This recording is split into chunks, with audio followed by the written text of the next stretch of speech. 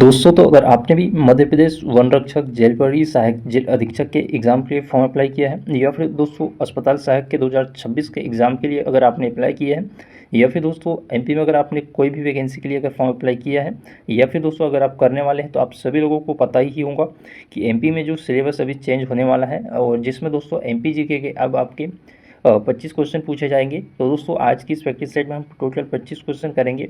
और दोस्तों ये जो क्वेश्चन है आपको सिर्फ वन रक्षक और अस्पताल सहायक के एग्ज़ाम में ही नहीं बल्कि आने वाले सभी एग्ज़ाम में आपको इन प्रैक्टिस सेट से जो क्वेश्चन है वो पूछे जाएंगे। तो आज का ये प्रैक्टिस सेट आपके लिए बहुत ही ज़्यादा इंपॉर्टेंट है, तो आप लोग इस प्रैक्टिस सेट को शुरू से लेकर एंड तक जरूर देखना। और आप लोगों के कितने क्वेश्चन सही होते हैं आप लोग कमेंट बॉक्स में ज़रूर कमेंट करना।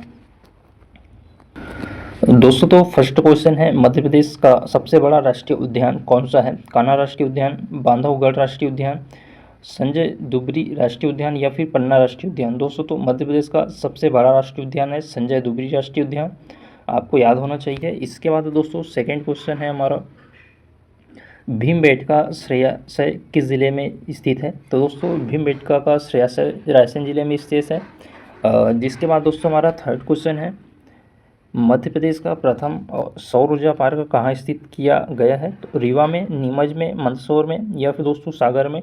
तो इसका जो राइट आंसर दोस्तों वो है हमारा रीवा। और दोस्तों एमपी जीके के अब आपके 25 क्वेश्चन पूछे जाएंगे, जिसमें से दोस्तों अगर आपको क्वालिफाइंग मार्क्स अगर चाहिए तो आपको 10 नंबर इसमें लाने ही होंगे।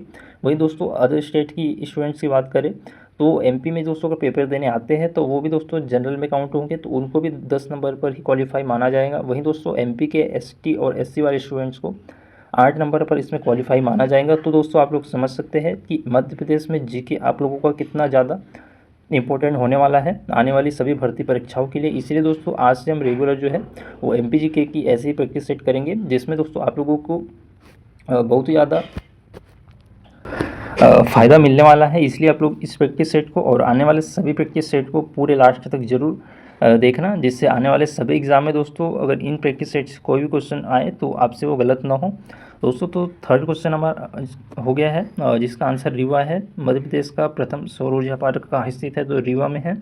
इसके बाद फोर्थ क्वेश्चन है दोस्तों, तानसेन समारोह का आयोजन कहाँ होता है? उज्जैन में, ग्वालियर में, इंदौर में या फिर जबलपुर में। दोस्तों तो तानसेन समारोह का जो आयोजन है वो ग्वालियर में होता है।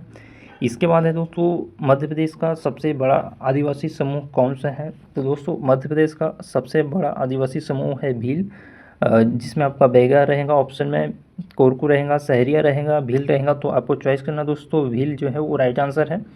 इसके बाद दोस्तों 6 नंबर क्वेश्चन है, बाणसागर परियोजना किस नदी पर स्थित है? तो इम्पोर्टेंट क्वेश्चन है दोस्तों, आप लोग देख लेना, किसी न किसी एग्जाम में ये आपका पूछा जाएगा। बाणसागर परियोजना जो है दोस्तों किस नदी पर स्थित है? तो नर्मदा नदी पर है, ताप्ती नदी पर या सोन या फिर चंबल। तो दोस्तों बाणसागर परियोजना जो है वो सोन नदी पर स्थित है। इसके बाद है हमारा 7 नंबर क्वेश्चन, मध्य प्रदेश का एकमात्र हिल स्टेशन कौन सा है? दोस्तों तो आपको पता ही होगा मध्य प्रदेश का जो एकमात्र हिल स्टेशन है वो है पचमढ़ी। इसके बाद है 8 नंबर क्वेश्चन, खजुराहो मंदिरों का निर्माण किस वंश ने कराया? तो खजुराहो मंदिरों का जो निर्माण है वो चंदेल वंश ने कराया था, जिसमें दोस्तों परमार वंश, गुप्त वंश, कलजुरी जो कि उनके आसपास के जो वंश है वो ऑप्शन में रहेंगे। लेकिन दोस्तों आपको राइट जो आंसर है वही चॉइस करना है, जिसका आंसर हमारा चंदेल वंश है। इसके बाद है 9 नंबर क्वेश्चन, मध्य प्रदेश में सर्वाधिक वन क्षेत्र किस ज़िले में है? दोस्तों ये क्वेश्चन आपका पूछा जाता है बार बार कि मध्य प्रदेश में सर्वाधिक वन क्षेत्र किस ज़िले में है? तो बालाघाट ज़िले में दोस्तों मध्य प्रदेश का सर्वाधिक जो वन क्षेत्र है वो है, आपको याद रखना है। इसके बाद दोस्तों एक और इम्पोर्टेंट क्वेश्चन है, मध्य प्रदेश विधानसभा में कुल कितनी सीटें हैं? तो दोस्तों टोटल 230 सीटें हैं, आपको याद रखना है। इसके बाद है 11 नंबर क्वेश्चन, भोजशाला कहाँ स्थित है? दोस्तों भोजशाला जो है वो धार में स्थित है, आपको याद रखना है। दोस्तों तो 12 नंबर क्वेश्चन हमारा, नर्मदा नदी का उद्गम स्थल कहाँ है? पचमढ़ी में, अमरकंटक, मांडू, महेश्वर। तो दोस्तों अमरकंटक में नर्मदा नदी का उद्गम स्थल है, आपको याद रखना है। इसके बाद दोस्तों 13 नंबर जो क्वेश्चन है, मध्य प्रदेश का राज्य वृक्ष कौन सा है? बरगद, नीम, वट वृक्ष, अशोक। तो दोस्तों मध्य प्रदेश का जो राज्य वृक्ष है वो वट वृक्ष है। इसके बाद है 14 नंबर क्वेश्चन, एशिया का सबसे बड़ा सोयाबीन अनुसंधान केंद्र कहाँ है? तो दोस्तों एशिया का सबसे बड़ा सोयाबीन अनुसंधान केंद्र इंदौर में है। इसी के साथ दोस्तों 15 नंबर क्वेश्चन है हमारा, मध्य प्रदेश का राज्य खेल कौन सा है। तो इसका आंसर दोस्तों आप मुझे कमेंट करके बताना, क्योंकि बहुत ही ईजी जो क्वेश्चन है ये। और आज की इस प्रैक्टिस सेट में दोस्तों मैंने बहुत ही सरल क्वेश्चन रखे, क्योंकि आज हमारा फर्स्ट प्रैक्टिस सेट है। इसके बाद है दोस्तों 16 नंबर क्वेश्चन, मध्य प्रदेश में हीरा खदानें मुख्य रूप से कहाँ स्थित है। तो दोस्तों हीरा की जो खदानें हैं मध्य प्रदेश में वो पन्ना जिले में स्थित है। इसके बाद दोस्तों 17 नंबर क्वेश्चन, कालिदास समारोह का आयोजन कहाँ किया जाता है। भोपाल में, उज्जैन में, इंदौर में या फिर ग्वालियर में। दोस्तों तो कालिदास समारोह का जो आयोजन है उज्जैन में किया जाता है। इसके बाद 18 नंबर क्वेश्चन, मध्य प्रदेश का राज्य पुष्प कौन सा है। और ये भी दोस्तों इजी क्वेश्चन है, इसका आंसर आप मुझे कमेंट करके जरूर बताना। इसी के साथ दोस्तों 19 नंबर क्वेश्चन है, बरगी बांध किस नदी पर बना है। दोस्तों तो बरगी बांध जो है वो नर्मदा नदी पर बना है। और इम्पोर्टेंट क्वेश्चन है दोस्तों आपका, जो कि अस्पताल सहायक या फिर वन रक्षक के अभी जो आपके एग्जाम चल रहे हैं उसमें पूछा जा सकता है। इसके बाद दोस्तों 20 नंबर क्वेश्चन, मध्य प्रदेश का राज्य नृत्य कौन सा है। तो राई जो है दोस्तों मध्य प्रदेश का राज्य नृत्य है, और ये भी दोस्तों इम्पोर्टेंट ही है आपका क्वेश्चन। इसके बाद है दोस्तों 21 नंबर क्वेश्चन, सांची स्तूप का निर्माण किसने करवाया। तो सांची स्तूप का निर्माण दोस्तों अशोक ने करवाया था। चंद्रगुप्त, हर्षवर्धन, समुद्रगुप्त, अशोक। दोस्तों तो ऐसे ही जो ऑप्शन है आपके क्वेश्चन में आएंगे, लेकिन आपको राइट आंसर ही चॉइस करना है, जिसका आंसर हमारा सांची स्तूप का निर्माण किसने करवाया। तो अशोक ने करवाया। और इसके बाद दोस्तों 22 नंबर क्वेश्चन, मध्य प्रदेश में व्हाइट टाइगर परियोजना किस राष्ट्रीय उद्यान से जुड़ी है। तो व्हाइट टाइगर परियोजना जो है वो बांधवगढ़ राष्ट्रीय उद्यान से जुड़ी है। इसके बाद 23 नंबर क्वेश्चन है, मध्य प्रदेश का राज्य पक्षी कौन सा है। तो दूरदराज दोस्तों मध्य प्रदेश का राज्य पक्षी है।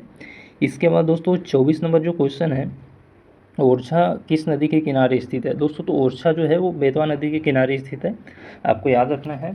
इसके बाद दोस्तों इस प्रैक्टिस सेट का हमारा लास्ट क्वेश्चन रहेगा, मध्य प्रदेश के प्रथम मुख्यमंत्री कौन थे। इसका आंसर दोस्तों आप लोग मुझे कमेंट करके ज़रूर बताना, क्योंकि दोस्तों इस क्वेश्चन को मैंने अभी 4-5 दिनों पहले ही जो पोस्ट में जो है ये क्वेश्चन दिया था। तो बहुत सारे स्टूडेंट्स ने जो इसका जो रिप्लाई है वो गलत भी दिया है। तो आप लोग इस क्वेश्चन का जो आंसर है वो ज़रूर कमेंट करना। और आज के इस प्रैक्टिस सेट में दोस्तों हमने टोटल 25 क्वेश्चन किए हैं, और हम रेगुलर ऐसे ही दोस्तों प्रैक्टिस सेट करेंगे, जिससे आपका एमपीजी के कवर हो सके। और आपको पता ही है कि एमपीजी के जो क्वेश्चन हैं आपके 25 क्वेश्चन पूछे जाएंगे, और जिसमें अगर आप मध्य प्रदेश से हैं तो आपको जिसमें 10 नंबर क्वालिफाई करना ही होगा। और अगर आप मध्य प्रदेश के SC/ST कैटेगरी से आते हैं तो आपको 8 नंबर क्वालिफाई करना होगा। वहीं दोस्तों अगर आप अदर किसी स्टेट से है तो आपको भी दोस्तों 10 नंबर पर ही क्वालिफाई माना जाएगा। इसलिए दोस्तों आप लोग समझ सकते हैं कि एमपीजीके का जो वेटेज है वो कितना हो चुका है और इसका कितना महत्व है। तो आप लोग इस प्रैक्टिस सेट को जरूर पूरा देखना। और अगर आप भी चैनल पर नए जुड़े हैं तो चैनल को सब्सक्राइब कर लेना, ताकि आने वाले ऐसे ही प्रैक्टिस सेट आप लोगों तक सबसे पहले पहुंच सके, और जिसके नोटिफिकेशन भी आप लोगों तक सबसे पहले पहुंच सके। उसके लिए दोस्तों आप लोग बेल आइकन को ऑल पर कर देना, ताकि जब भी वीडियो डाले तो आप लोगों तक जो नोटिफिकेशन है वो सबसे पहले पहुँच सके।